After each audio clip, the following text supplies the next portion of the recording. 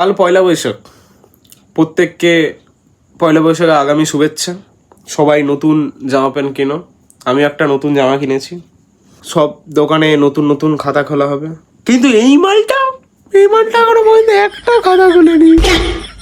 আমাদের ভাগ্যটাতে কুকুরে মুতে দিয়ে চলে গেছে।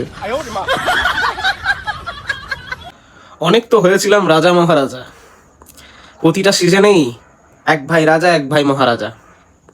এইবারে ভেবেছিলাম দুই ভাই মিলে একটু ডাউনফলটা এক্সপ্লোর করব, একটু ডাউন টু আর্থ হব, কিন্তু না, প্রতিটা ইন্ডিয়ান ফ্যামিলির মতন এক ভাই পিছনে বাঁশ গুঞ্জে চলে যায়।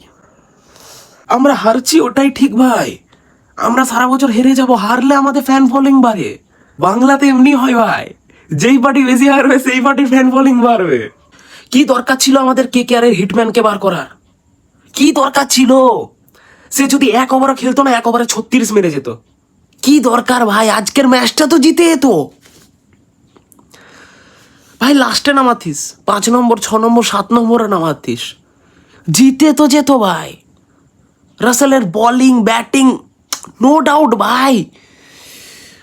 2 বছর পর সুনীলকেও বার করে দিবি। একটা স্পিনার, এত সুন্দর স্পিনার ছিল যে আপনার নিজের কেরিয়ারটুকু আমাদের KKR থেকে শুরু করেছিল।